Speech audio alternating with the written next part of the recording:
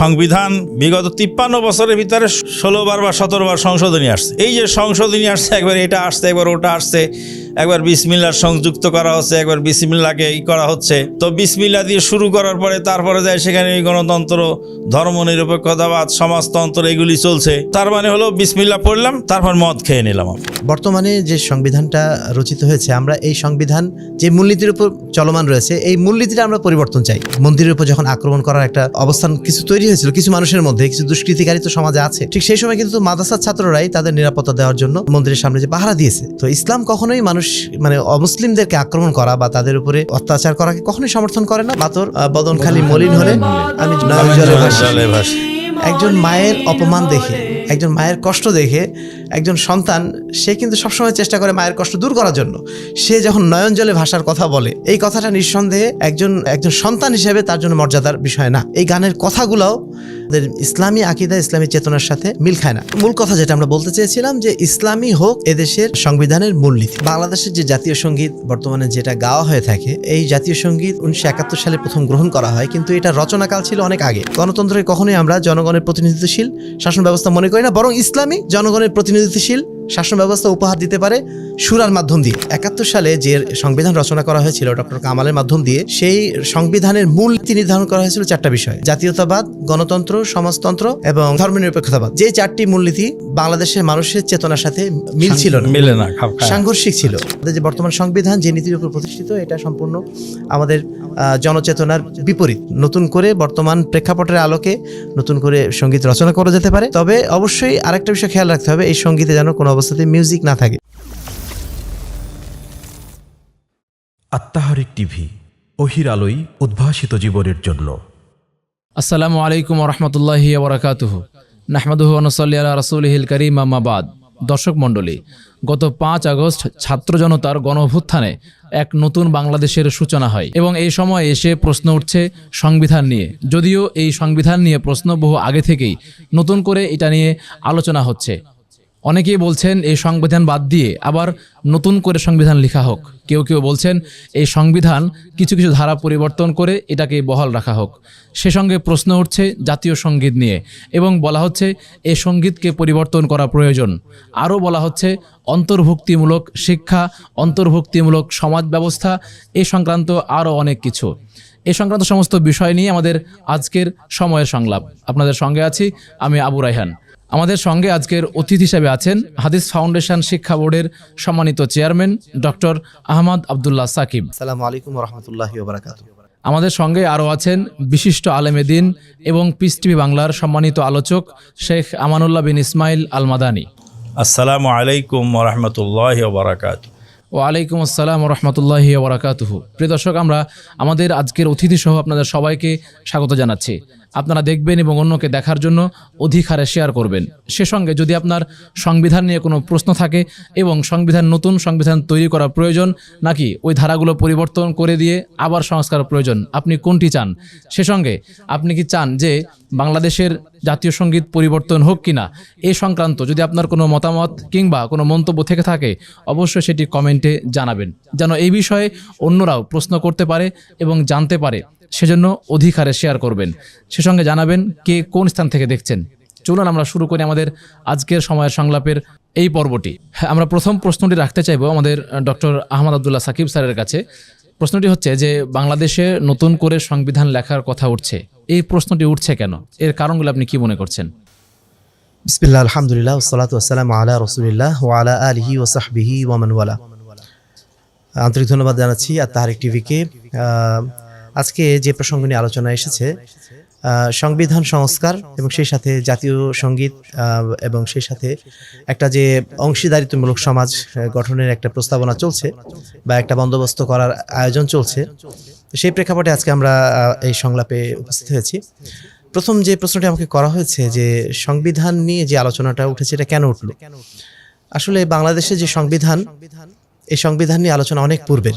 তবে যেহেতু 5ই আগস্ট 2024 ছাত্র জনতার একটি গণ অভ্যুত্থানের মাধ্যম দিয়ে একটা নতুন বাংলাদেশের অভ্যুদয় হয়েছে এবং মানুষের মধ্যে freedom of expression, freedom of speech অর্থাৎ কথা বলার স্বাধীনতা বা নিজেকে প্রকাশ করার স্বাধীনতা, এই যে বিষয়গুলো এখন অনেকটা আগের তুলনায় সহজ হয়ে গেছে। এই কারণে মানুষ এখন বিভিন্ন বিষয় নিয়ে কথা বলছেন এবং সংস্কারের জন্য দাবি তুলছে। তো সংবিধান নিয়ে যে আলোচনা আমাদের বহু পূর্ব থেকে ছিল, যে বাংলাদেশের সংবিধান যে নীতির উপর ভিত্তিশীল, সেই নীতিগুলো আসলে বাংলাদেশের জনমানুষের প্রতিনিধিত্ব করে কিনা, বাংলাদেশের জন্মটা কোথা থেকে হয়েছিল এবং বাংলাদেশের মানুষ তাদের কোন পরিচয়ে পরিচিত হবে, এইটা যদি আমরা জানতাম বা এটা নিয়ে যদি আমরা আমাদের আলোচনাগুলো যদি প্রাসঙ্গিক থাকতো, তাহলে নিঃসন্দেহে আমরা বুঝতে পারতাম যে আমাদের যে বর্তমান সংবিধান যে নীতির উপর প্রতিষ্ঠিত, এটা সম্পূর্ণ আমাদের জনচেতনার বিপরীত। কারণ বাংলাদেশ 71 সালে মূলত জন্ম নেয়নি, বাংলাদেশের জন্ম আরও আগে। 1947 সালে মূলত যে নতুন পাকিস্তান হয়েছিল, অর্থাৎ পূর্ব পাকিস্তান এবং পশ্চিম পাকিস্তান মিলে যে পাকিস্তানের জন্ম হয়েছিল, এটা মূলত ইসলামী চেতনার উপরে, মুসলমানদের জাতীয়তাবাদের ভিত্তিতে, মুসলমানদের জন্য একটা নির্দিষ্ট ভূখণ্ড প্রয়োজন, সেই দাবি থেকেই কিন্তু বাংলাদেশের জন্ম। নাহলে বাংলাদেশ কিন্তু পশ্চিম বাংলার সাথেই যুক্ত ছিল, একই বাংলা হিসাবে যুক্ত ছিল। এখানে আলাদা করার প্রয়োজনটা হয়েছিল একটাই কারণ, যে এখানে মুসলমানরা আলাদাভাবে বসবাস করবে। সেই মূলনীতির উপরে, সেই আত্মপরিচয়ের উপর নির্ভর করেই 48 সালে বাংলাদেশ ভারত থেকে বিচ্ছিন্ন হয়েছিল। কিন্তু দেখা গেল 1971 সালে যখন বাংলাদেশ পূর্ব পশ্চিম পাকিস্তানের জুলুমের বিরুদ্ধে, যেমনভাবে আজকে 5ই আগস্টে একটা জুলুমের বিরুদ্ধে জনগণের একটা অভ্যুত্থান হয়েছিল, ঠিক ওই রকমই একটা অভ্যুত্থান ছিল 1971 সালে। তো সেই ক্ষেত্রে নিঃসন্দেহে আমরা জুলুমের বিরুদ্ধে প্রতিবাদ করেছিলাম। সেই জুলুমের বিরুদ্ধে প্রতিবাদ করার কারণে যেটা পরবর্তীতে হলো, যে জুলুমের বিরুদ্ধে প্রতিবাদ করে একটা রাষ্ট্র আমরা পেলাম, কিন্তু এই রাষ্ট্রের মূলনীতিগুলা, অর্থাৎ যেই আদর্শের উপরে এই রাষ্ট্র প্রতিষ্ঠিত হয়েছিল, সেটাকে কেন আমরা ভুলে যাব? কিন্তু দুর্ভাগ্যজনক বিষয় হচ্ছে, যেহেতু আমাদের পার্শ্ববর্তী দেশ তারা এই যুদ্ধের পিছনে বা এই অভ্যুত্থানের ক্ষেত্রে তারা সহযোগিতা করেছিল, তারা মনে করেছিল তাদের এখন আধিপত্য এই বাংলাদেশের উপর বিস্তার করা যাবে, এবং সেই কারণেই নতুন বাংলাদেশে তারা নিজেদের আধিপত্য বিস্তারের যে একটা নীল নকশা এটা ছিল, তার মধ্যে প্রথমেই তারা যেটা বাস্তবায়ন করেছিল সেটা হচ্ছে সংবিধানকে তাদের মতো করে রচনা করে নেওয়া। এবং এই সংবিধান রচনা তারা দায়িত্ব এমন ব্যক্তিদেরকে দিল যারা অ্যাকচুয়ালি এই স্বাধীনতা আন্দোলনের সাথে ওইভাবে যুক্ত ছিলেন না। যেমন বর্তমানেও কিন্তু এই কথাগুলো অনেকগুলো আসছে, যাক আমি সে প্রসঙ্গে পরে আসছি। আমি যেটা বলতে চাচ্ছি যে 71 সালে যে সংবিধান রচনা করা হয়েছিল ডক্টর কামালের মাধ্যম দিয়ে, সেই সংবিধানের মূল নীতি নির্ধারণ করা হয়েছিল 4টা বিষয়ে: জাতীয়তাবাদ, গণতন্ত্র, সমাজতন্ত্র এবং ধর্মনিরপেক্ষতাবাদ। এই মূল 4টি নীতি নিয়ে আসা হয়েছিল, 4টি মূলনীতি। যে 4টি মূলনীতি বাংলাদেশের মানুষের চেতনার সাথে মানে মিল ছিল না, সাংঘর্ষিক ছিল। এবং মূল কথা হচ্ছে, আমরা যে ইসলামের পরিচয় নিয়ে যে আমরা বাংলাদেশ পেয়েছি, সেই ইসলামের কোনো খোঁজ ছিল না সেখানে একটা সাধারণ ধর্মনিরপেক্ষ রাষ্ট্র, অর্থাৎ অমুসলিম রাষ্ট্ররা যেভাবে নিজেদের সংবিধান প্রণয়ন করে, ঠিক একইভাবে প্রণয়ন করা হলো। তার মানে আমাদের আত্মপরিচয়ের সেই গুরুত্বটা সম্পূর্ণভাবে উপেক্ষিত হলো 71 সালের সংবিধানে। তো তারপর থেকেই কিন্তু এই বিষয়ে যথেষ্ট আলোচনা সমালোচনা চলে আসছে। বিগত 53 বছর ধরে আমরা এই বিষয় নিয়ে বারবার আলোচনা করেছি, এবং যারা এই ধরনের সংবিধান রচনা করেছেন তারাও কিন্তু একটা ব্যাখ্যা দেওয়ার চেষ্টা করেছেন যে না, এটা আসলে ইসলামের সাথে সাংঘর্ষিক না, অনেক কথা বলার চেষ্টা করেছেন। তবে আমরা যেটা বলতে চাইবো যে 71 সালের সেই সংবিধান নিঃসন্দেহে বাংলাদেশের জনমানুষের চেতনার প্রতিফলন ঘটায় না। এবং সেই কারণেই কিন্তু আজকে যেহেতু নতুন বাংলাদেশ গঠনের যে প্রস্তাবনা আসছে, যে বন্দোবস্ত তৈরি হচ্ছে, সেই বন্দোবস্ত করার শুরুতেই সংবিধানটাকে নতুন করে সংস্কার করা অথবা নতুন করে রচনা করার প্রসঙ্গটা চলে আসছে, এবং এই প্রসঙ্গটা খুবই বাস্তবসম্মত এবং এটা আসাটাই উচিত। আচ্ছা, তার মানে আমরা বুঝতে পারলাম তার কথা থেকে যে শুরু থেকেই ইসলামের ভিত্তিতে যে রাষ্ট্র হলো, পরবর্তী সময়ে যে ইসলামের কথাগুলো সেখানে থাকবে বা ইসলাম যেভাবে চলতে বলে সে জিনিস থাকবে, সেগুলো এই সংবিধানে আমরা পাচ্ছি না বা আমরা পেলাম না, বরঞ্চ ইসলামের বিপরীত। আচ্ছা, ইসলামের সাথে সাংঘর্ষিক এমন কিছু বিষয়ের ভিতরে ঢুকায় দেওয়া হলো। আচ্ছা, যদি এই বিষয়ে কিছু বলতেন যে ইসলামের সঙ্গে সাংঘর্ষিক এরকম কত ধারা কিংবা এরকম কত বিষয় যেগুলো ইসলাম সাপোর্ট করে না, যদি এগুলো কিছু বলতেন। প্রথমে ধন্যবাদ জানাচ্ছি আত্মাহারিক টিভিকে যে এই সময়ে একটি গুরুত্বপূর্ণ আলোচনা এই সময় জাতির জন্য খুবই প্রয়োজন। আলহামদুলিল্লাহ, আল্লাহ পাক তাহরিক টিভির খেদমতকে কবুল করুন। তো এই ক্ষেত্রে আমি যেটা বলতে চাচ্ছি সেটা হলো এই যে ডক্টর আহমদ আবদুল্লাহ সাকিব হাফেজাহুল্লাহ তিনি যেটা বললেন যে 4টা বিষয় সেখানে সংযুক্তি করা হলো: সমাজতন্ত্র, ধর্মনিরপেক্ষতাবাদ, গণতন্ত্র, জাতীয়তাবাদ। এটা তো কোনোটাই ইসলামের সাথে যায় না, ইসলামের সাথে কোনোটাই যায় না, সবগুলি ইসলামের সাথে সাংঘর্ষিক। সমাজতন্ত্রের কথাই বলেন, যদিও তার ব্যাখ্যা বিভিন্নভাবে অনেকেই দিচ্ছেন, কেউ এটাকে সাম্যবাদ বলে বিবেচনা করার চেষ্টা করছেন, কিন্তু আসলে তো তা নয়। তাদের সমাজতন্ত্রের মূল থিমটাই হলো আল্লাহকে অস্বীকার করা, rule by eternal loss of iron, there is no God. এই থিমের উপরেই সমাজতন্ত্র। গণতন্ত্র যেটা বলা হচ্ছে, গণতন্ত্রের মধ্যে তো অনেক ধরনের সমস্যা। তার মধ্যে একটা আছে, যেমন গণতন্ত্রের সবচেয়ে শুভঙ্করে যেটা ফাঁকি সেটা হলো এই যে মেজরিটি মাস্ট বি গ্রান্টেড যদিও বলা হয়, কিন্তু মেজরিটি সেখানে পায় না। কেন পায় না এটা সুন্দর করে একটু বুঝালে বুঝতে পারবেন। ধরেন যে একটা ভোট কেন্দ্রে 1000 ভোট আছে, আর সেখানে প্রার্থী হলো 10 জন। তো 10 জন প্রার্থীকে যদি 1000 ভোট ভাগ করে দেওয়া যায়, প্রত্যেকে 100 করে পায়। তো এবার যে 101 পাবে সে মেজরিটি মাস্ট বি গ্রান্টেড, সে গ্রান্ট হয়ে গেল। কিন্তু বাকি যে 899 ভোট যে তার বিপক্ষে থাকলো, তারা কাউন্ট হলো না, বরঞ্চ অধিকাংশ লোকই তার বিপক্ষে থেকে গেল। এটা হলো গণতন্ত্রের সবচেয়ে শুভঙ্করের ফাঁকি। তারপরে যেটা আছে সেটা তো डॉक्टर अल्लामा इकबाल बोलेছেন जमहूरियत ऐसा तर्ज हुकूमत है जहाँ इंसान को शुमार किया जाता है, तोला नहीं किया जाता है उनके अकल का। এই মানুষকে মাথা গণনা করা হয়, কিন্তু মানুষের ব্রেনকে ওজন করা হয় না। আচ্ছা, এটা একটা প্রবলেম। তারপর আসছে এই ধর্মনিরপেক্ষতাবাদ। ধর্মনিরপেক্ষতাবাদ বলে যেটা বলা হচ্ছে, আসলে তো ধর্মনিরপেক্ষ বলে কোনো কিছু নাই। নিরপেক্ষ মানুষ থাকে না, কোনো মানুষ নিরপেক্ষ নয়।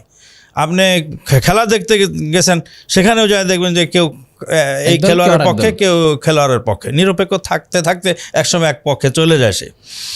তো নিরপেক্ষ তো আসলে কেউ নেই। যারা সনাতন ধর্মের লোক তারা মারা যাচ্ছে, তাদের ধর্ম অনুযায়ী তাদেরকে সৎকার করা হচ্ছে। যারা ইসলাম ধর্মের লোক মারা যাচ্ছে, তাদের ধর্ম অনুযায়ী তাকে দাফন করা হচ্ছে। সে যতই ধর্মনিরপেক্ষতা দাবি করুক না কেন, তার বিভিন্ন আচার অনুষ্ঠানে, বিবাহ শাদী ইত্যাদি সবগুলি তো তাদের ধর্ম অনুযায়ী চলছে। তো নিরপেক্ষ তো কোনো সময় থাকে না, সে কোনো একটা ধর্মের পক্ষে অবশ্যই আছে, যদি ধর্ম না মানে, কিন্তু তারপরে মরার পরে তাকে যেই ধর্মে জন্মগ্রহণ করেছে সেই ধর্ম অনুপাতে তাকে শেষ বিদায়টা দেওয়া হয়। তো এইভাবে জাতীয়তাবাদ তো ইসলামের সাথে সম্পূর্ণ সাংঘর্ষিক। তো জাতীয়তাবাদ, গণতন্ত্র, সমাজতন্ত্র, তো এগুলি যেহেতু ইসলামের সঙ্গে সাংঘর্ষিক, মূলত ইসলামটাই এমন একটি কমপ্লিট কোড অফ লাইফ যেটাতে এই যেই সুযোগ সুবিধাগুলি তারা বলছে তার চেয়ে বেশি সুযোগ সুবিধা সেখানে দেওয়া আছে, এবং সেখানে প্রত্যেকটা নাগরিকের অধিকারের কথা কিন্তু বলা আছে। নাগরিকের অধিকারের কথা বলা আছে। ইসলাম আমাদেরকে শিখিয়েছে, মুসলিম জাহানের খলিফা ওমর ইবনুল খাত্তাব রাদিয়াল্লাহু তাআলা আনহু তার ভৃত্যকে উঠে চড়িয়ে দিয়ে নিজে টেনে নিয়ে যাচ্ছেন। তো এর চেয়ে আর সাম্যতা, এর চেয়ে সমতা, এর চেয়ে অধিকার প্রতিষ্ঠা আর কে করেছে, কখন করেছে? তো কাজেই আমাদের দাবি, আমরা যদি ইসলামকেই এখানে প্রাধান্য দেই, কারণ এখানে সংখ্যাগরিষ্ঠ মুসলিম জনগোষ্ঠী। আর যেটা ডক্টর বলেছেন যে এই দেশটা স্বাধীন হয়েছেই শুধু ইসলামের ভিত্তিতে। আজকে যদি এই পার্শ্ববর্তী রাষ্ট্রের সাথে আমরা বিলীন হয়ে যেতাম, তা আজকে যারা নেতৃত্ব দিচ্ছে তারা তো এই নেতৃত্বের আসনে আসতে পারতো না, তাদের আসার কোনো সুযোগই ছিল না। কাজেই সেক্ষেত্রে আমাদের দাবি যে সংবিধান এই বিগত 53 বছরের ভিতরে 16 বার বা 17 বার সংশোধনী আসছে। এই যে সংশোধনী আসছে, একবার এটা আসছে, একবার ওটা আসছে, একবার বিসমিল্লাহ সংযুক্ত করা হচ্ছে, একবার বিসমিল্লাহকে করা হচ্ছে। তো বিসমিল্লাহ দিয়ে শুরু করার পরে তারপরে যায় সেখানে এই গণতন্ত্র, ধর্মনিরপেক্ষতাবাদ, সমাজতন্ত্র এগুলি চলছে। তো তার মানে হলো বিসমিল্লাহ পড়লাম, তারপর মদ খেয়ে নিলাম আমি, তো লাভ হলো না তো কিছু। তা কাজে বিসমিল্লাহর মর্যাদা তো থাকলো না সে জায়গায়। সেই জন্য আমাদের যেটা প্রস্তাব বা দাবি সেটা হলো এই যে ইয়েকে আপনার সংবিধানকে সুন্দরভাবে ঢেলে সাজানো উচিত। এবার পুরোটা বাতিল করে দিয়ে আবার নতুন করে করাটা এটা সমাজ টাফ। ওই জন্য এটাকে যদি সংস্কার করা যায়, সে সংস্কারটা কিসের ভিত্তিতে হবে? ইসলামের ভিত্তিতে হবে। সংখ্যাগরিষ্ঠ মুসলিম এখানে, সেই জন্য তাদের ভিত্তিতে হবে। এবং অমুসলিম নাগরিকদের অধিকার সেখানে সংরক্ষণ করার জন্য যেসব পয়েন্টগুলি থাকা দরকার সেগুলি সেখানে সংযুক্ত করতে হবে। তাতে আশা করা যায় আমরা একটা ভালো এবং সুন্দর গ্রহণযোগ্যতা পাবো। জি, ধন্যবাদ। প্রিয় দর্শক, আমরা দেখলাম যে আমাদের সম্মানিত শেখ তিনি সংবিধানের যে মূলনীতিগুলো আছে তিনি তার প্রত্যেকটি একদম ভালোভাবে ব্যাখ্যা করলেন এবং আশা করি আমরা সেটা বুঝতে পেরেছি। এরকমভাবে যদি একটা দেশ চলে এবং মুসলিম দেশ চলে তাহলে অবশ্যই সেটা তাদের আকীদা, আমল এ সমস্ত কিছুর পরিপন্থী হয়। এত কিছুকে মানে বুকের মধ্যে ধারণ করার পর ইসলামকে মেনে এই রকম সংবিধানের উপরে থাকাটা আসলেই কষ্টকর। আপনি কি চান? আপনি কি চান যে এগুলি পরিবর্তন হোক? যদি চান তাহলে অবশ্যই কমেন্ট করবেন, শেয়ার করবেন এবং জানাবেন আপনার মতামতটি। আমরা পরবর্তী প্রশ্নে করতে যাচ্ছি এরকমভাবে যে বর্তমান যেই সংবিধানটি আছে এই সংবিধানে তো প্রত্যেকটি মানুষের অধিকারের কথা বলা আছে, মানুষের খাদ্য, বস্ত্র মানে মৌলিক অধিকারগুলো আছে।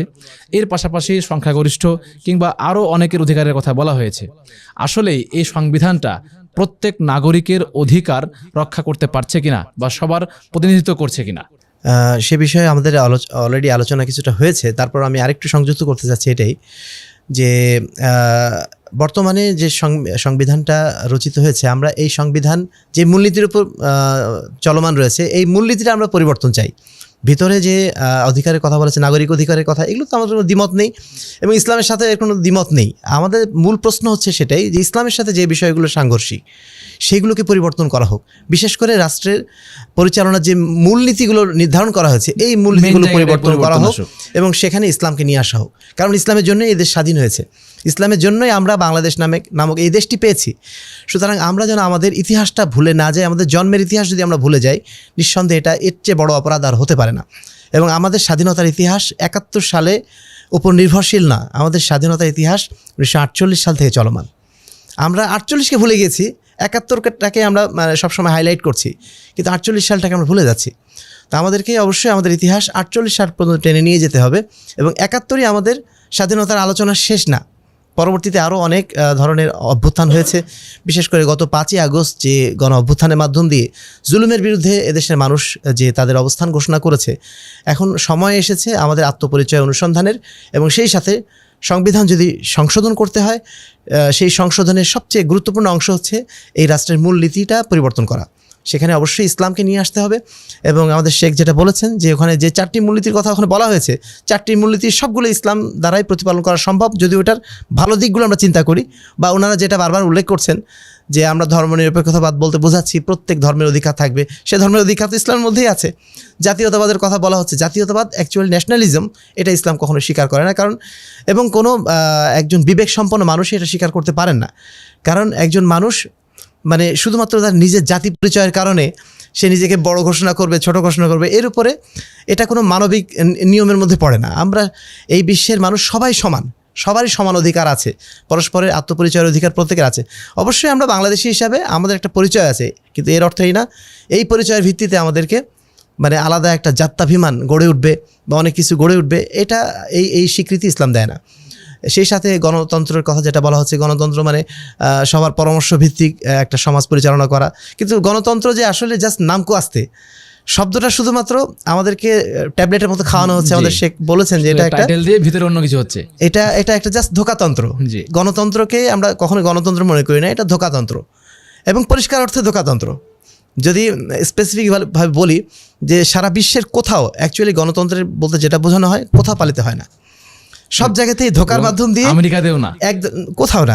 একদল মানুষ যারা পুঁজিপতি মানুষ, যারা কায়েমি স্বার্থবাদকে প্রতিষ্ঠিত করতে চান, তাদের কাছেই কিন্তু ক্ষমতা আলটিমেটলি চলে যায়। সুতরাং গণতন্ত্রকে কখনোই আমরা জনগণের প্রতিনিধিত্বশীল শাসন ব্যবস্থা মনে করি না, বরং ইসলামী জনগণের প্রতিনিধিত্বশীল শাসন ব্যবস্থা উপহার দিতে পারে শুরার মাধ্যম দিয়ে।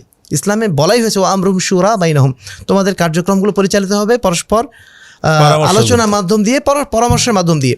ইসলামী বরং এই পরামর্শ ভিত্তিক সমাজ ব্যবস্থা, রাষ্ট্র ব্যবস্থার কথা বলে। গণতন্ত্র মুখে বলে বটে, বাস্তবে সম্পূর্ণ সেটা আমরা ধোকাতন্ত্র হিসাবে চিহ্নিত করতে পারি। তো সব মিলে আমরা যেটা বলতে চাচ্ছি, ইসলামী মানে অন্যান্য যে সমস্ত মানুষের অধিকার দেওয়ার বিষয় যে বিষয়গুলো রয়েছে সেই অধিকার ইসলাম পরিপূর্ণভাবে দেয়। হ্যাঁ, ইসলাম কোন অধিকারগুলো দেয় না? ইসলাম সমাজে বিশৃঙ্খলা সৃষ্টিকারী, সমাজের মানুষের আকিদা মানহাজকে মানে আঘাতকারী যে বিষয়গুলো সেগুলো কখনো স্বীকৃতি দেয় না। একজন মানুষ সে আল্লাহকে অস্বীকার করবে, এই স্বীকৃতি ইসলাম দেবে না। ইসলামের বিপরীত যে কার্যক্রমগুলো, ইসলাম যে বিষয়গুলো নিষেধ করেছে সেগুলো করার অনুমতি ইসলাম দেবে না। কেন দেবে না? কারণ ওগুলো ক্ষতিকর, ওগুলো সমাজের জন্য অকল্যাণকর। নাস্তিকতা কখনো এটা বাস্তবসম্মত নয়, কারণ আল্লাহ রাব্বুল আলামিন সৃষ্টি করেছেন এই পৃথিবী। আপনি আপনার বাবাকে অস্বীকার করার স্বাধীনতা আপনাকে কেউ দিতে পারে না। আপনি বলবেন যে আমি আমার বাবাকে অস্বীকার করার স্বাধীনতা নিয়ে আমি চলতে চাই, এই কথা পৃথিবীর কোনো আইন মেনে নেবে না। আপনি বলবেন যে না, আমি জামা কাপড় ছাড়াই এমনি ঘুরে বেড়াবো, আমেরিকাতেও আপনাকে এই অনুমতি দেওয়া হবে না। তার মানে আলটিমেট ফ্রিডম অফ এক্সপ্রেশন বা স্পিচ বলে কিছু নেই। আপনার প্রত্যেকটা স্বাধীনতার মধ্যেই নিয়ন্ত্রণ আছে। স্বাধীনতা কখনো অবশ্যই একেবারে অনিয়ন্ত্রিত হয় না। অনিয়ন্ত্রিত স্বাধীনতা বলে কিছু নেই পৃথিবীতে, কোথাও অনিয়ন্ত্রিত হয়ে স্বাধীনতার চর্চা হয় না। স্বাধীনতার একটা লিমিট আছে। স্বাধীনতা মানে তো এই নয় যে আমি আমারটা বাস্তবায়ন করতে গিয়ে অন্যেরটা নষ্ট করব। দেখা গেল যে আমি চললাম খোলামেলা, আমাকে দেখে আরেকজন তো নষ্ট হবে, তার তো মানে অন্যরকম চিন্তা ভাবনা আসতে পারে। জি। বা আমি একটা অন্যায় করছি, তার তো অন্যরকম কিছু আসতে প্রত্যেক পারে। স্বাধীনতার একটা লিমিটেশন আছে এবং এটা সব জায়গায় স্বীকৃত। জি। সেই ক্ষেত্রে ইসলামেরও স্বাধীনতার একটা লিমিটেশন আছে। ইসলাম কখনো কোনো আনলিমিটেড অনৈতিকতা, স্বাধীনতা আছে পাগলের, পাগল ইসলামে কোনো অনৈতিকতার অথবা স্বাধীনতা নেই। পশু পাখির আনলিমিটেড স্বাধীনতা জি। থাকতে পারে, অথবা পাগল যদি হয় তার আনলিমিটেড স্বাধীনতা থাকতে পারে। জি জি, তো ইসলাম আচ্ছা, তাহলে মূল কথা যেটা আমরা বলতে চেয়েছিলাম যে ইসলামই হোক এদেশের সংবিধানের মূলনীতি। হ্যাঁ, অসংখ্য ধন্যবাদ। আমরা শাহের কাছ থেকে শুনছিলাম যে ইসলামের যে বাংলাদেশের যে সংবিধানটা, এটা ইসলাম রিলেটেড হোক, এবং যেহেতু ইসলামের ভিত্তিতেই এই দেশ গঠিত হয়েছিল, অতএব ইসলামটা এখানে থাকুক এবং এটা সবার জন্য উপযোগী একটা সিদ্ধান্ত। এক্ষেত্রে প্রশ্ন হচ্ছে এরকমটা যে অনেকে তো এরকমভাবে বলবেন যে আপনার দেশের সংখ্যাগরিষ্ঠ মুসলিম, তাই আপনি এটাকে এরকমভাবে করতে চাইলেন, তাহলে আপনার দেশে তো হিন্দু আছে, বৌদ্ধ আছে, খ্রিস্টান আছে, তাদের কি হবে? এই ক্ষেত্রে ইসলামের বক্তব্যটা কি? অন্য ধর্মাবলম্বীদের প্রতি ইসলাম কীরকম আচরণ করে? ইসলাম তো একটা উদার ধর্ম, সেখানে তো সব ধর্মের তাদের ধর্মীয় বিধিবিধান পালন করার সুযোগ সুবিধা দেওয়া আছে। এমনকি কোরআনে আল্লাহ পাক বলেন, ফালা তাসুব্বু আলিহাতাহুম ফায়াসুব্বুল্লাহ আদওয়াম বিগাইরি ইলম। তাদের দেবদেবীকে তোমরা গালি দিও না, তারা না বুঝে তোমার আল্লাহকে গালি দিবে। তাদের পূজা পার্বণ তারা তাদের আঙ্গিকে তারা করবে, তাদের জায়গায় তারা করবে, তাদের মন্দিরে তারা পূজা করবে, কিন্তু রাষ্ট্রের সাথে তাদের যারা সম্পর্ক থাকবে, যে রাষ্ট্রের বিধিবিধান এবং রাষ্ট্রের ট্যাক্স খাজনা যা আছে এগুলি পরিশোধ করবে, রাষ্ট্রের প্রতি আনুগত্যশীল থাকবে, এবং তাদের পূজা পার্বণ করতে গিয়ে অন্য কোনো মুসলিমের ক্ষতি হোক সেটা তাদের মন্দিরের গেটে তারা হয়তো সরস্বতী দেবী দিয়ে একটা গেট বানাতে পারে, তাদের মন্দিরের গেটে যে ঢুকবে, মন্দিরে যে যাবে সেই সরস্বতীর দেবীর নিজে যাবে, কিন্তু জনগণের চলাচলের রাস্তার মধ্যে একটা বিশাল গেট বানায় উপরে সরস্বতীর মন্দির দিয়ে দিবে, সরস্বতীর মূর্তি দিয়ে দিবে, আর ওর নিচ দিয়ে আমি মুসলিম আমি যাব, এটা তো আমার অধিকার খর্ব করা হলো। তা কাজেই তার অধিকার সংরক্ষিত হবে, কিন্তু আমার অধিকার যেন খর্ব না হয়। তারা তাদের পূজা পার্বণ করবে, সেখানে তো মিউজিক টিউজিক থাকতেও পারে, সেটা তাদের ব্যাপার, কিন্তু সেই মিউজিক যদি আমাদের আজান একামত জমা জামাতের ক্ষতি হয় তখন তারা আইনের আওতায় আসবে। তা কাজেই সেই ক্ষেত্রে ইসলাম তাদেরকে প্রত্যেকটা ধর্মের যে স্বাধীনতা দিয়েছে, তাদের ধর্মীয় অনুষ্ঠান তারা পালন করবে, পাশাপাশি তাদের সামাজিক অনুষ্ঠানাদি আছে, বিবাহ শাদী এরা সেরা, এগুলি তো আমরা মুসলিমরা তাদের সাথে পার্টিসিপেট করতে পারবো। একজন অসহায় অমুসলিম, তাকে কিছু সহযোগিতা করলাম। তো দুইটা বিষয়, একটা হলো তাদের ইবাদত বন্দেগী, আর একটা হলো তাদের দুনিয়াবি চলাফেরা।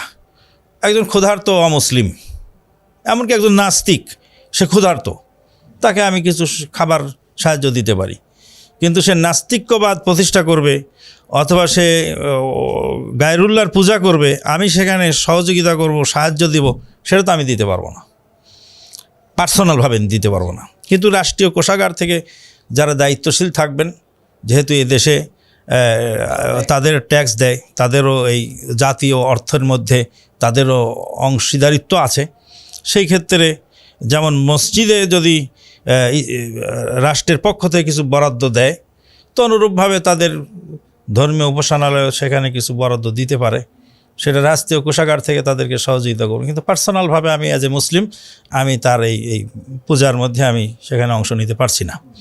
কিন্তু তার পূজার এই স্বাধীনতা যেন খর্ব না হয় সে ব্যাপারে আমি অবশ্যই বদ্ধপরিকর, বা ইসলামী রাষ্ট্র বদ্ধপরিকর থাকবে সেই ক্ষেত্রে।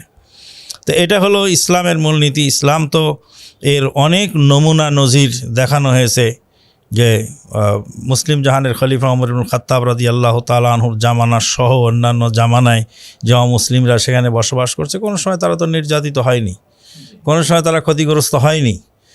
এমনকি ইসলামের সৌন্দর্য দেখে তারা ইসলামের প্রতি দীক্ষিত হয়েছে, ইসলামের সৌন্দর্য দেখে তারা ইসলামের প্রতি দীক্ষিত হয়েছে। তাই আশা করি যে ইসলামের ভিত্তিতে যদি সংবিধান হয় তাহলে কেউ ক্ষতিগ্রস্ত হবে না ইনশাআল্লাহ। এর সাথে আমি একটু যুক্ত করতে চাই, গত 5ই আগস্ট বাংলাদেশের নতুন অভ্যুদয় হওয়ার পরে আমরা লক্ষ্য করেছি যে যখন হিন্দুদের বিভিন্ন মন্দিরের উপর যখন আক্রমণ করার একটা অবস্থান কিছু তৈরি হয়েছিল কিছু মানুষের মধ্যে, কিছু দুষ্কৃতিকারী তো সমাজে আছে, ঠিক সেই সময় কিন্তু মাদ্রাসার ছাত্ররাই তাদের নিরাপত্তা দেওয়ার জন্য মন্দিরের সামনে যে পাহারা দিয়েছে। তো ইসলাম কখনোই মানে অমুসলিমদেরকে আক্রমণ করা বা তাদের উপরে অত্যাচার করাকে কখনোই সমর্থন করে না, বরং ইসলামের সুদীর্ঘ ইতিহাসে ধরনের কোনো ঘটনা ঘটেওনি। আমরা দেখেছি মোগল আমলের 500 বছরে বরং হিন্দুদেরই অধিকার অনেক বেশি ছিল এবং তারা সেখানে কোনো অবস্থাতেই নির্যাতিত হয়েছেন ধর্মীয়ভাবে, বা তাদের কোনো মুসলমান আক্রমণ করেছে এরকম কোনো ইতিহাস আমরা 500 বছরের ইতিহাসে খুঁজে পাই না। অথচ ইন্ডিয়াতে বর্তমানে 48 সালের পর থেকে যখন হিন্দু রাষ্ট্র আলাদা হয়েছে তারপরে কত মসজিদ ভাঙা হয়েছে ইন্ডিয়াতে, কত মুসলমান নির্যাতিত হচ্ছে, প্রতিদিন হচ্ছে সেখানে। কিন্তু এর বিপরীতে বাংলাদেশে আপনি দেখুন না কেন, বাংলাদেশে কোনো মুসলমান ইসলামের ভিত্তিতে হয়তো পারিবারিক কোনো সমস্যার কারণে, সামাজিক কোনো সমস্যার কারণে, বা আপনার রাজনৈতিক সমস্যা, আবেগী হয়ে তারপর ধন সম্পত্তি কেড়ে নেওয়ার কারণে এরকম দুষ্কৃতিকারী কিছু করতে হতে পারে, শুধুমাত্র কিন্তু ধর্মীয় কারণে কোনো হিন্দু ব্যক্তির উপর আক্রমণ চালানো হয়েছে বাংলাদেশেও এরকম কোনো নজির পাওয়া যাবে না। জি, ইসলামটা মানুষকে কখনোই অন্যের ধর্মকে গলা টিপে হত্যা করা বা এরকম কোনো কিছু বলে না। ইসলাম উদার ধর্ম এবং ইসলামের সৌন্দর্য, ইসলামের এই কার্যকলাপগুলো দেখেই অমুসলিমরা দলে দলে ইসলামে এসেছে এবং এখনও আসবে ইনশাল্লাহ, যদি আমরা এই আদর্শকে টিকিয়ে রাখতে পারি। প্রিয় দর্শক, আপনারা দেখছেন সময়ের সংলাপ। আজকের প্রতিপাদ্য বিষয় চলছে সংবিধান, জাতীয় সঙ্গীত এবং অন্তর্ভুক্তিমূলক সমাজ। এই সংক্রান্ত সমস্যাগুলো আমরা দেখছি এবং আমাদের আলোচনা পর্যালোচনা হচ্ছে আলহামদুলিল্লাহ।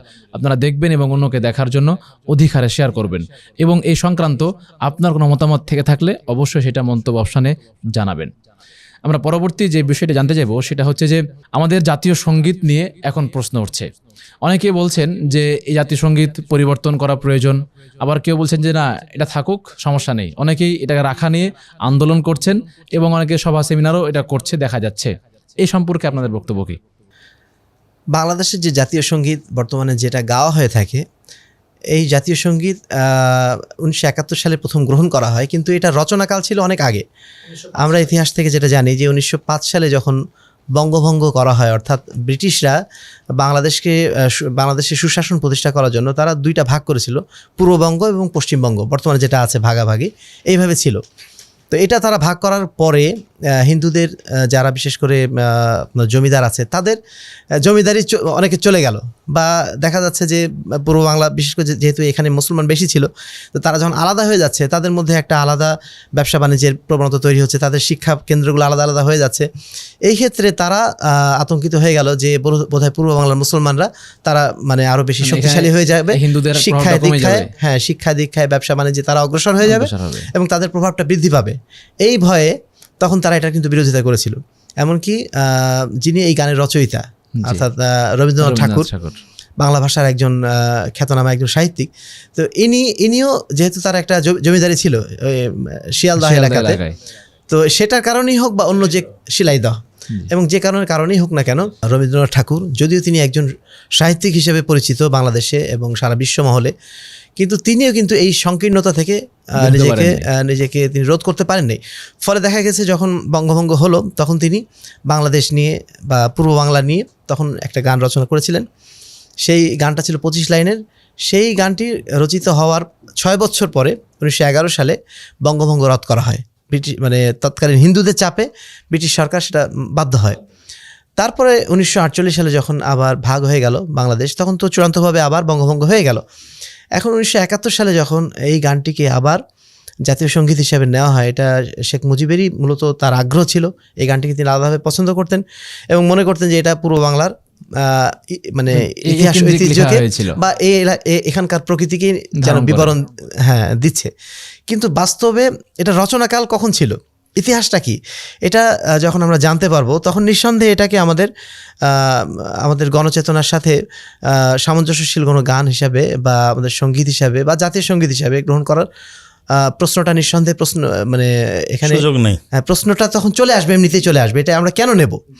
সেই কারণে কিন্তু বারবার এই আলোচনা এসেছে। শেখ মুজিবের যখন পতন ঘটলো 75 সালে, তারপরে কিন্তু নতুন করে আবার চিন্তা করা হয়েছিল এটা কিভাবে পরিবর্তন করা যায়। আমাদের জাতীয় কবি কাজী নজরুল ইসলামের চল চল চল নামে একটা গান আছে, তারপরে ফররুখ আহমেদের পাঞ্জেরি নামে একটা কবিতা আছে। এই দুটো কবিতাকে আবার বাংলাদেশের জাতীয় সঙ্গীত করার জন্য চেষ্টা করা হয়েছিল। পরে আবার জিয়াউর রহমান যখন আসলেন তিনি একবার চেষ্টা করেছিলেন। বারবার কিন্তু এই প্রশ্নটা এসেছে। প্রশ্নটা কেন এসেছে? গানের যে বিবরণগুলো, এখানে দুটো সমস্যা আছে। একটা হচ্ছে ইতিহাসগত সমস্যা। ইতিহাসগত সমস্যা হচ্ছে এটার বঙ্গভঙ্গর কেন্দ্র করে, অর্থাৎ বাংলাকে বিভক্ত করা, এটাই তিনি চান নাই রবীন্দ্রনাথ ঠাকুর, এবং সেই কারণে তিনি গানটা রচনা করেছেন। অথচ বাংলাদেশ কিন্তু বিভক্ত হয়েছে ইসলামের ভিত্তিতে। সুতরাং বাংলাদেশের জন্য এটা, বাংলাদেশের প্রেক্ষাপটে এটা রচিত হয়নি, এবং বাংলাদেশের স্বাধীনতার জন্য এটা মোটেও মানে সমর্থক নয়, মানে জি, অসামঞ্জস্যশীল, রাইট। আর 2 নম্বর হচ্ছে এই গানের কিছু কথা আছে, বারবার এখানে বাংলাদেশকে সম্বোধন করা হচ্ছে মা বলে। এখন একজন মুসলমান তার নিজ দেশ হোক বা যাই হোক না, এই মাটিকে তারা পূজা করে না, তারা পূজা করে একমাত্র আল্লাহকে। আমি যখন মাটির কথা বারবার বলছি, এটা রূপক অর্থেও যদি ধরি তবু, বা রূপক অর্থেও যদি মা বলি, তবুও এই কথাগুলো নিঃসন্দেহে আমাদের জন্য, আমাদের আকিদার সাথে, আমাদের মানহাজের সাথে এটা সম্পূর্ণ একটা মানে কি বলবো, সাংঘর্ষশীল। এবং সেখানে এমন কিছু কথা বলা হচ্ছে যে কথাগুলো, মাতর বদন খালি মলিন হলে আমি নয়ন জলে ভাসি। একজন মায়ের অপমান দেখে, একজন মায়ের কষ্ট দেখে একজন সন্তান, সে কিন্তু সবসময় চেষ্টা করে মায়ের কষ্ট দূর করার জন্য। সে যখন নয়ন জলে ভাসার কথা বলে, এই কথাটা নিঃসন্দেহে একজন সন্তান হিসেবে তার জন্য মর্যাদার বিষয় না।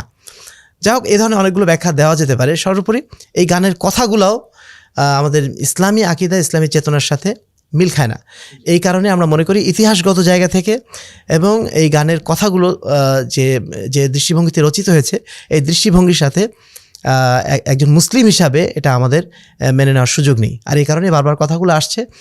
যেহেতু এখন নতুন বাংলাদেশের অভ্যুদয় হয়েছে, সেখানে স্বাভাবিকভাবে প্রশ্নটা আসবে যে জাতীয় সঙ্গীত আমাদের যেটা এখন আছে সেটা বারবার পরিবর্তনের কথা হচ্ছিল, এখনই সময় পরিবর্তন করার। এটা এমন কিছু না যে এটা কোরআন বা হাদিসের মতো যে পরিবর্তন করা যাবে না। আমাদের মধ্যে অনেকেই এটা নিয়ে প্রশ্ন তুলছেন যে এতদিন ধরে এটা গাওয়া হচ্ছে বা অনেক কিছু করা হচ্ছে। এক্ষেত্রে তো অনেকে বলছে যে অনেকের আবেগের সঙ্গে এটা মিশে আছে, আবেগের সাথে মিশে আছে। এগুলো আবেগের সাথে মেশানোর কোনো বিষয় না। এটা আমাদের ইমানের বিষয়, এটা আমাদের চেতনার বিষয়। সেজন্য অবশ্যই এই গান পরিবর্তন হওয়াটা জরুরি। জি, আচ্ছা, এই জায়গাটাই আমি একটা প্রশ্ন করতে চাইবো যে আমরা যেই বলছি জাতীয় সঙ্গীতের কথা এবং এটাকে আমরা অবান্তর বলছি কিংবা এটা ইসলামের সঙ্গে সাংঘর্ষিক বলছি, আসলেই একটা দেশের জাতীয় সঙ্গীত কেমন হওয়া প্রয়োজন কিংবা আসলে এটার প্রয়োজনীয়তা আছে কিনা?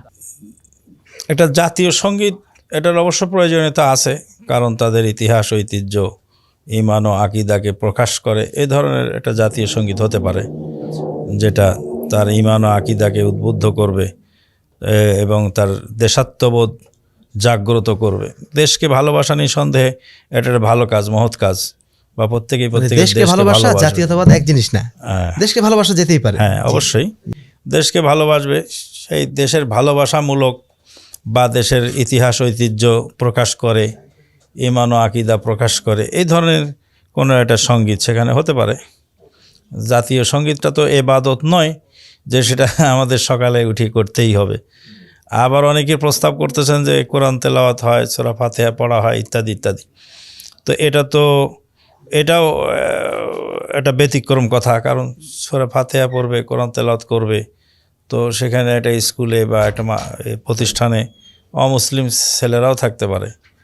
তো কাজে সেই ক্ষেত্রে এমন একটা কবিতা হওয়া চাই সেখানে যেটাতে শিরক বেদাত নাই বা কুফরি কালাম নাই এবং দেশাত্মবোধ থাকে, এই জাতীয় কিছু হতে পারে, হওয়াটা উচিত। কিন্তু কোনোভাবেই রবি ঠাকুরের এটা চলছে না, কারো চলছে না। এই কারণে এখানে ওদের সনাতনীদের বন্দে মাতরম, আর এখানে আমাদের মাটিকে মা বলে ওই একই কথা হয়ে গেল। সেটা কি আকিদাপূর্ণ এবং সেরেকি কালাম পূর্ণ এই সঙ্গীত এটা হয় না। জি, অসংখ্য ধন্যবাদ। প্রিয় দর্শক, আমরা জানলাম যে এই জাতীয় সঙ্গীতের মধ্যেই অনেক অসঙ্গতি লক্ষ্য করা যাচ্ছে। আপনি কি চান যে এই সঙ্গীত পরিবর্তন হোক? অবশ্যই কমেন্টে জানাবেন, শেয়ার করবেন এবং শেষ পর্যন্ত আমাদের সঙ্গে থাকবেন। এই সংক্রান্ত আমাদের দেশের জাতীয় সঙ্গীতটা কেমন হওয়া প্রয়োজন এ সম্পর্কে আপনার কোনো মতামত আছে কিনা? শেখ যেটা বললেন যে শিরক বেদাত মুক্ত এবং এদেশের মানুষের ঈমান আকীদার সাথে মিল রেখে যদি কোনো সঙ্গীত গাওয়া হয়ে থাকে সেটা মানে সেটা অনৈতিক হবে না আর কি, সেটা গাওয়া যেতে পারে। একটা দেশের জন্য জাতীয় সঙ্গীত থাকা বাধ্যতামূলক বিষয়টা এমন না, কিন্তু এখন সারা বিশ্বে সমস্ত দেশে এই ধরনের বিষয় রয়েছে, সেক্ষেত্রে নির্ধারণ করা যেতেই পারে। তবে সেটা নিঃসন্দেহে আমাদের ঈমান আকীদার সাথে মিল রেখে এবং কোনো অবস্থায় যেন তাদের শিরক বেদাতি কোনো বক্তব্য না থাকে, যেমনভাবে বর্তমানে যে জাতীয় সঙ্গীত রয়েছে তাতে বিষয়টা রয়ে গেছে। তো এই ক্ষেত্রে হয়তো অনেকে প্রশ্ন করবেন যে কি বলবো, আগে যেগুলো চলে আসছে সেগুলো থেকে কিছু নেওয়া যায় কিনা। আমরা বলবো যে আগে যেগুলো চলে আসছে সেগুলো থেকে নিতে হবে এমন না, বরং নতুন করে লেখা যেতে পারে, নতুন করে বর্তমান প্রেক্ষাপটের আলোকে নতুন করে সঙ্গীত রচনা করা যেতে পারে। তবে অবশ্যই আরেকটা বিষয় খেয়াল রাখতে হবে, এই সঙ্গীতে যেন কোনো অবস্থাতে মিউজিক না থাকে, যেটা এখন আমাদেরকে বারবার কিন্তু এই বিষয়গুলো মোকাবেলা করতে হচ্ছে। মিউজিক দেওয়া যাবে না এবং সেই সাথে আমাদের ঈমান আকীদার সাথে মিল রেখে সঙ্গীত রচনা করা যেতে পারে। অসংখ্য ধন্যবাদ। আমরা বর্তমান সময়ে আরেকটি শব্দ খুব শুনতে পাচ্ছি, সেটা হচ্ছে যে অন্তর্ভুক্তিমূলক সমাজ, এবং এর সঙ্গে আরও যুক্ত আছে অন্তর্ভুক্তিমূলক শিক্ষা। এই যে অন্তর্ভুক্তিমূলক শব্দটা ব্যবহার করা হচ্ছে এবং এ শব্দের মধ্যে আরও বেশি কিছু যুক্ত আছে, নাকি এতটুকুই যে সমাজের সবাই এখানে শিক্ষা গ্রহণ করতে পারবে বা সবাইকে নিয়ে সমাজটা হবে? কি মনে করছেন? ধন্যবাদ। ইনক্লুসিভ সোসাইটি এই কথাটা এখন বর্তমানে 5ই আগস্টের পরে নতুন করে আবার আলোচিত হচ্ছে, যে সবার অংশগ্রহণের ভিত্তিতে একটা সমাজ পরিচালিত হবে বা একটা রাষ্ট্র পরিচালিত হবে অথবা আমাদের শিক্ষা ব্যবস্থা পরিচালিত হবে। এই ক্ষেত্রে ইনক্লুসিভ সোসাইটি কথাটা শুনতে খুব ভালো লাগছে, মনে হচ্ছে যেন সবাই এখানে অংশগ্রহণ করবে, এতে সমস্যাটা কোথায়? তো ইনক্লুসিভ শব্দটার মধ্যেই একটা মানে গোপন রহস্য লুকিয়ে রয়েছে, এবং সেই সাথে এটা কারা ব্যবহার করছে, তাদের ব্যবহারের নিয়তটা কি, সেটার দিকে লক্ষ্য আমাদের রাখতে হবে। ইনক্লুসিভ সোসাইটি মূলত এটা মুসলিম সমাজে ব্যবহৃত পরিভাষা না, এটা পশ্চিমা সোসাইটি থেকে আসছে এবং তারাই শব্দটা বেশি বেশি বলে। এখন যারা এই শব্দটা ব্যবহার করে তাদের উদ্দেশ্যটা কি, সেটা দেখেই আমাদেরকে সিদ্ধান্ত নিতে হবে যে আমরা এর সাথে কতটা একমত হব বা দ্বিমত করব।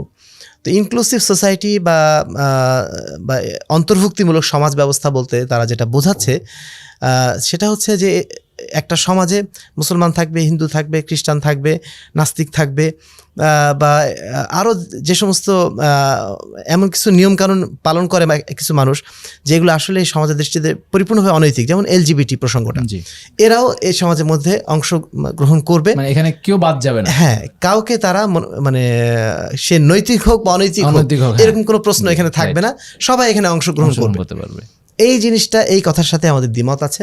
আমরা অবশ্যই ইনক্লুসিভ সমাজ বলতে যদি এটা হয় যে অংশীদারিত্বমূলক সমাজ ব্যবস্থা বা রাষ্ট্র ব্যবস্থা, অর্থাৎ এখানে রাষ্ট্র পরিচালনার জন্য বিশেষ কোনো দল দেখা হবে না, দেখা হবে একজন ব্যক্তির যোগ্যতা, মেধা, সে রাষ্ট্র পরিচালনা করার জন্য উপযুক্ত কিনা এবং রাষ্ট্রের মূলনীতির সাথে সে একমত কিনা।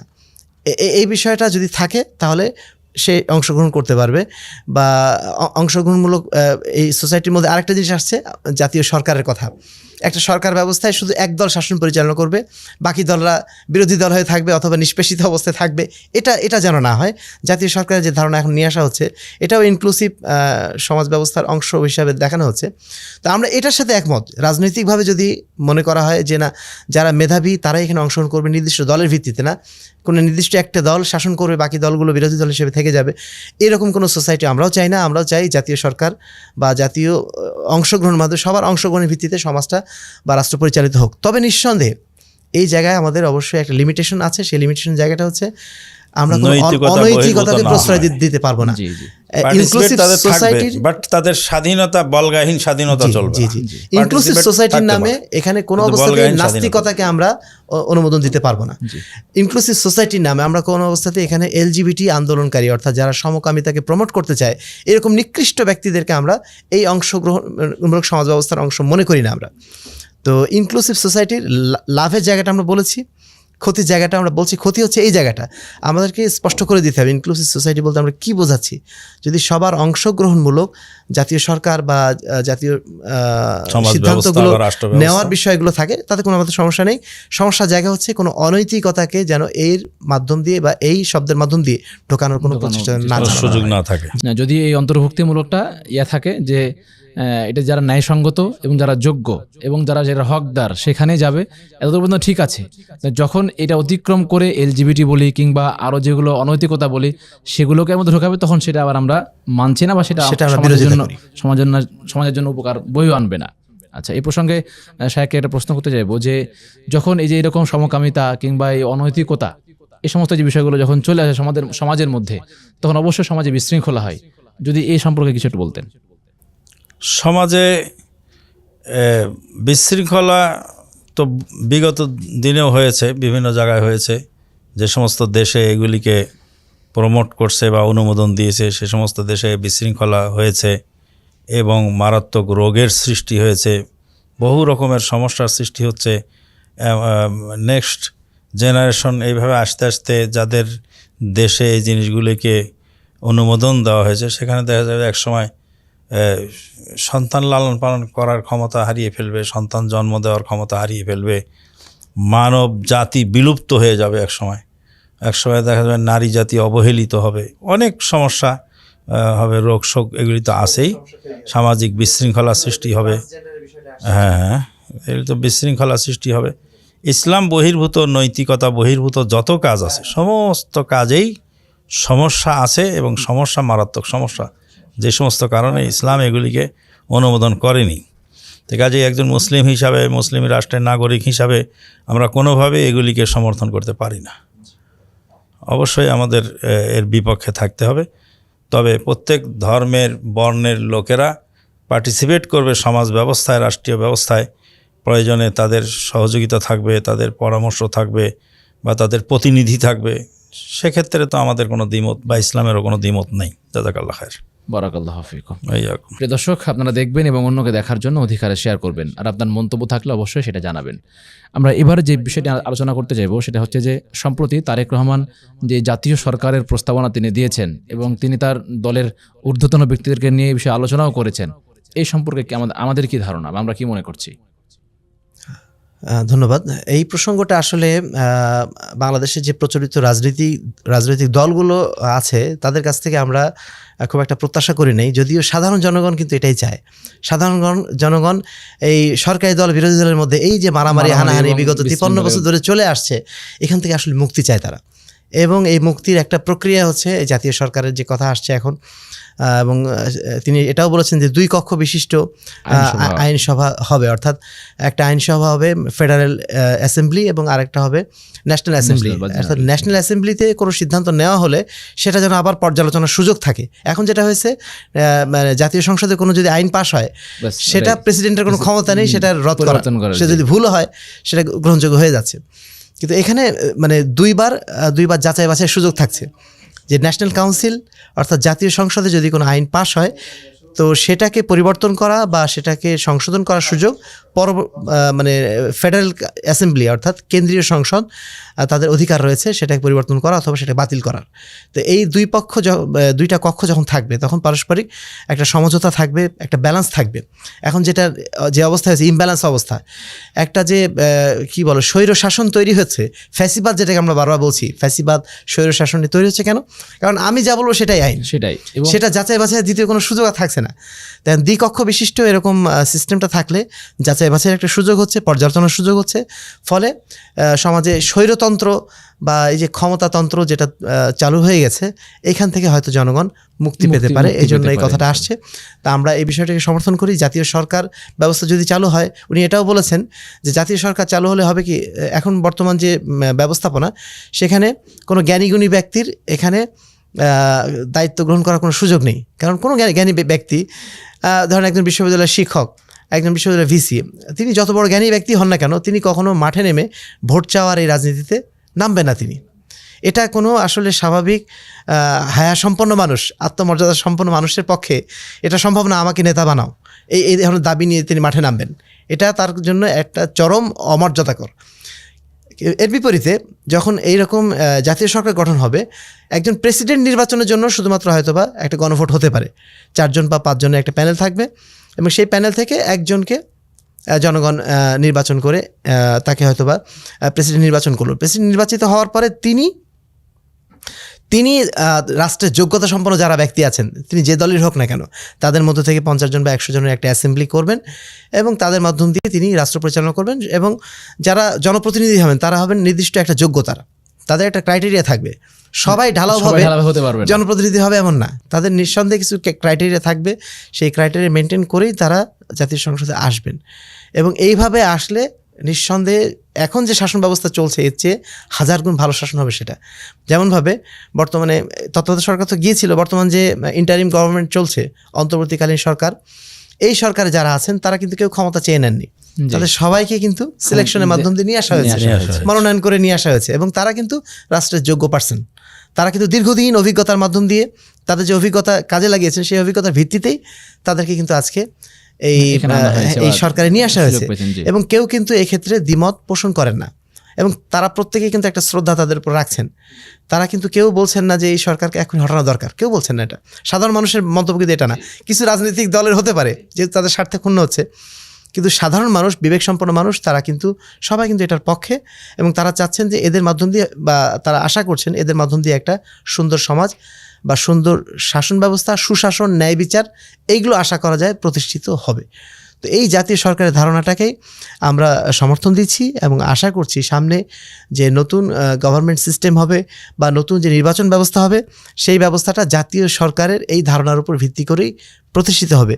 সেটা যেই দলই বলুক না কেন বা যার পক্ষ থেকে বক্তব্যটা আসুক না কেন, যেহেতু এটা সমাজের শান্তি, সুশাসন এবং ন্যায় বিচার প্রতিষ্ঠার জন্য এটা একটা উপযুক্ত সিস্টেম, আমরা এটাকে সমর্থনযোগ্য বলে মনে করি। হ্যাঁ, আমরা এই ক্ষেত্রে আমরা বলতে পারি যে দেশ তো চলে 3টা বিভাগ নিয়ে, আইন বিভাগ, বিচার বিভাগ, শাসন বিভাগ।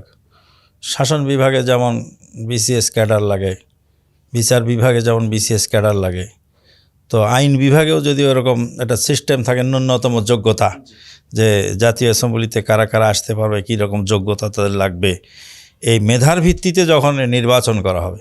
ডিসিএসপি নির্বাচন করার সময় তো মারামারি, কাটাকাটি, হানাহানি হয় না, তারা তো রাস্তায় গিয়ে মানুষের কাছে ভোটও চায় না, তারপরেও তো তারা নির্বাচিত হচ্ছে মেধার ভিত্তিতে, যোগ্যতার ভিত্তিতে। যখন এটাকে ওইভাবে করা হবে তো অবশ্যই যোগ্য লোক সেখানে পার্টিসিপেট করবে ইনশাআল্লাহ। আর এই ভোট চাওয়ার যে রাজনীতি সেটাও বন্ধ হবে, মারামারি, হানাহানিটাও যথেষ্ট বন্ধ হবে বলে আমরা আশা করি এবং এটা একটা ভালো ধারণা, সুধারণা। আল্লাহ পাক এইভাবে যদি আমাদেরকে, এবং প্রার্থীবিহীন সেখানে নির্বাচন প্রয়োজন হলে হতে পারে, সেক্ষেত্রে দেখা যাবে আমরা একটা ভালো সুফল পাবো ইনশাআল্লাহ। এবং যারা দায়িত্বশীল আছেন, বর্তমান সরকারে যারা আছেন, তাদের কাছেও আমাদের অনুরোধ যে তারাও যেন এই বিষয়টা একটু বিবেচনায় আনে। আর সবচেয়ে বড় আমরা আনন্দ প্রকাশ করছি এবং জাতিকে এটা জানাচ্ছি যে আমাদের বহুদিনের প্রত্যাশা যে দেশে একজন পুরুষ নেতা আমরা চাই, তো আমরা একজন পুরুষ নেতা পেয়েছি আলহামদুলিল্লাহ। আল্লাহ পাক তার ভিতরে ত্রুটি বিচ্যুতি কিছু থাকলে সেগুলিকে যেন উপেক্ষা করে বা তিনি নিজেই সংশোধিত হয়ে তিনি যেন আমাদেরকে, জাতিকে একটা ভালো কিছু উপহার দিতে পারেন, তার জন্য আমরা প্রাণপণ দোয়া করি এবং তার কাছে আমরা অনুরোধ রাখি যে আপনি এই দেশকে সুন্দরভাবে গড়ে তোলার জন্য এই দেশের জনগণের চাওয়া পাওয়া, বৃহত্তম মুসলিম জনগোষ্ঠীর চাওয়া পাওয়ার দিকে বিবেচনা রেখে আপনি ইসলামাইজড করার জন্য চেষ্টা করবেন। আল্লাহ পাক তাকে তৌফিক দান করুন, আল্লাহুম্মা আমিন। জাযাকুমুল্লাহ খাইরান, বারাকাল্লাহু ফীকুম। অসংখ্য ধন্যবাদ। আমরা দীর্ঘক্ষণ কথাবার্তা শুনলাম, আলহামদুলিল্লাহ। সব কিছুর সমাধানে আমরা এবার আসতে চাই। আমরা দেখতে চাই যে আমাদের সরকারের প্রতি কিংবা যারা এখন রাষ্ট্র পরিচালনা করছেন, যে উপদেষ্টা মণ্ডলী, তাদের প্রতি আমাদের অতিথি মহোদয়দের কোনো পরামর্শ কিংবা কোনো কথা আছে কিনা? আন্তরিক ধন্যবাদ। আমরা আসলে আজকে যে আলোচনায় এসেছিলাম সেটি হচ্ছে বাংলাদেশের সংবিধানটা কেমন হবে এবং বাংলাদেশের জাতীয় সঙ্গীত বা অংশগ্রহণমূলক একটা সমাজ ব্যবস্থা প্রসঙ্গে কিছু আলোচনা হয়েছে। তো আমরা যে বিষয়টি আমরা স্পষ্ট করতে চাই এবং সেই সাথে বাংলাদেশ সরকারের যারা এখন বর্তমান দায়িত্বশীল রয়েছেন তাদের প্রতি আমাদের যেটা প্রস্তাবনা থাকবে যে আমরা যেন বাংলাদেশের ইতিহাসকে সামনে রেখে আমাদের পরবর্তী গন্তব্য নির্ধারণ করি, পরবর্তী আমাদের পন্থা বা কর্মসূচি নির্ধারণ করি। আমাদের ইতিহাসটা 71 সালে শুরু হয় নাই, আমাদের ইতিহাস শুরু হয়েছিল 48 সাল থেকে। সেই 48 সালের যেই নীতির ভিত্তিতে, যেই চেতনার ভিত্তিতে এই বাংলাদেশ আলাদা একটা ভূখণ্ডে পরিণত হয়েছে, সেই চেতনাকে সমন্বিত রাখতে আমাদেরকে অবশ্যই সংবিধান রচনা কিংবা সংশোধন করতে হবে। বিশেষ করে সংবিধানের মূলনীতি যে 4টি নির্ধারণ করা হয়েছে, এই মূলনীতি এটা মূলত বাংলাদেশের জনগণের প্রতিনিধিত্ব করে না, বরং একটা নির্দিষ্ট দলের প্রতিনিধিত্ব করত। তখন যেটা হয়েছে যে বাংলাদেশ সরকার ব্যবস্থা যখন বাংলাদেশ আওয়ামী লীগ এসেছিল, আওয়ামী লীগের যে মূলনীতিগুলো ছিল সেগুলোকেই রাষ্ট্রের মূলনীতি হিসেবে চালিয়ে দেওয়া হয়েছিল। অথচ কখনোই বাংলাদেশের মানুষ এই সমস্ত ধারণার সাথে পরিচিত না। বাংলাদেশের মানুষ ইসলামের জন্যই আত্মপরিচয় লাভ করেছে, ইসলামের জন্য এই ভূখণ্ড লাভ করেছে। অতএব বাংলাদেশের সংবিধান ইসলামের ভিত্তিতেই হতে হবে, এটাই হচ্ছে আমাদের দাবি। দ্বিতীয়ত, বাংলাদেশ মানে ইসলামের সাথে সাংঘর্ষিক যে বিষয়গুলো রয়েছে সেগুলোকে ধীরে ধীরে বাতিল করতে হবে। যেমন জাতীয় সংগীতের কথা এসেছে, আরও অনেক বিষয় তার সামনে আসবে, সেই বিষয়গুলো আস্তে আস্তে সব যেন বাতিল করা হয়, এটা আমাদের প্রস্তাবনা থাকবে। আর সর্বশেষ, অংশগ্রহণমূলক যে সমাজ ব্যবস্থার কথা বলা হচ্ছে, এর সাথে আমরা একমত। তবে অবশ্যই সেটা যেন জাতীয় সরকার পর্যন্ত হয়, বা সরকার ব্যবস্থা বা সমাজ ব্যবস্থা যারা পরিচালনা করছেন, নেতৃত্বে যারা আছেন, তাদের ক্ষেত্রে একটা অংশগ্রহণমূলক নেতৃত্ব ব্যবস্থা হোক, এটাতে আমরা একমত। তবে এটা যেন কোনো কালচারাল কোনো বিষয় যেন আবার না ঢোকে, যেমন নাস্তিকতা, এলজিবিটি হোক, বা এই ধরনের বাতিল মতবাদ যেগুলো, বা ইসলামের সাথে সাংঘর্ষিক যে অনৈতিক মতবাদগুলো, এগুলোকে কখনোই আমরা বরদাস্ত করতে রাজি নই। এবং নতুন বাংলাদেশ যে চেতনা নিয়ে অগ্রসর হচ্ছে, সেই চেতনার সাথে সাংঘর্ষিক কোনো বিষয়কে আমরা গ্রহণযোগ্য মনে করি না, এবং এদেশের অধিকাংশ মানুষ সেটা মনে করে না বলে আমরা ধারণা রাখি। তো আমরা আশা করছি যে আগামীর বাংলাদেশ হবে ইসলামের বাংলাদেশ, আগামীর বাংলাদেশ হবে এদেশের গণমানুষের চেতনার সাথে সামঞ্জস্যশীল বাংলাদেশ, এবং আগামীর বাংলাদেশ হবে শান্তি, সুশাসন, ন্যায় বিচারের বাংলাদেশ। সর্বোপরি আগামীর বাংলাদেশ হবে যে কোনো প্রকার জুলুম এবং নৈরাজ্য থেকে মুক্ত। তো এইরকম বাংলাদেশের স্বপ্ন নিয়ে আমরা বাংলাদেশ সরকার বর্তমান যারা সরকার ব্যবস্থা আছেন তাদের কাছে প্রস্তাবনা জানাচ্ছি। আমরা এটুকু বলতে চাই যে বাংলাদেশের মানুষ আপনাদের পক্ষে আছে, আপনাদের সমর্থন করছে। আপনারা যে সংস্কারের উদ্যোগগুলো নিচ্ছেন, সেই সংস্কারের উদ্যোগের পক্ষে তারা আছে। আপনারা একটু শক্ত হাতে এদেশের সমাজ এবং চেতনাকে সামনে রেখে আপনারা অগ্রসর হন। বাইরের কোনো চাপ, হয়তো অনেক সময় আপনারা বাইরের চাপে অনেক কাজ করছেন, যেটা আমরা লক্ষ্য করছি মাঝে মধ্যে, এই ধরনের কোনো চাপকে আপনারা মাথায় নেবেন না, বরং বাংলাদেশের মানুষের স্বার্থে, এদেশের জনগণের স্বার্থে আপনারা আপনাদের দায়িত্ব পালন করে যাবেন এবং এদেশকে একটি সুন্দর পর্যায়ে আপনারা নিয়ে যাবেন।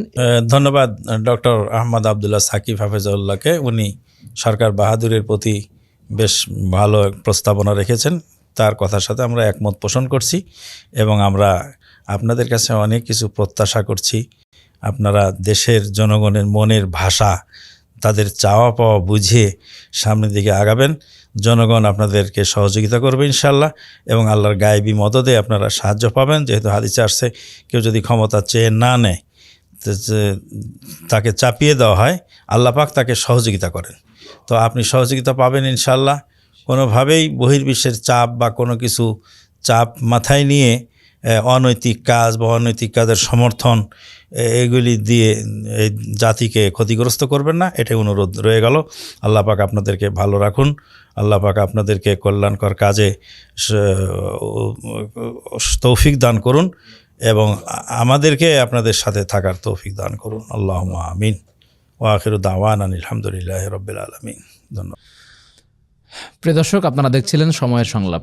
আজকে আমরা জানলাম জাতীয় সঙ্গীত, সংবিধান এবং সে সঙ্গে অন্তর্ভুক্তিমূলক সমাজ ব্যবস্থা। আমরা এ সম্পর্কিত অনেক বিষয় জানলাম আলহামদুলিল্লাহ।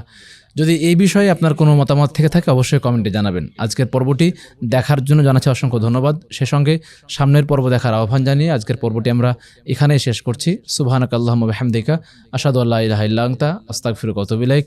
আসসালামু আলাইকুম ওয়া রাহমাতুল্লাহি ওয়া বারাকাতুহু।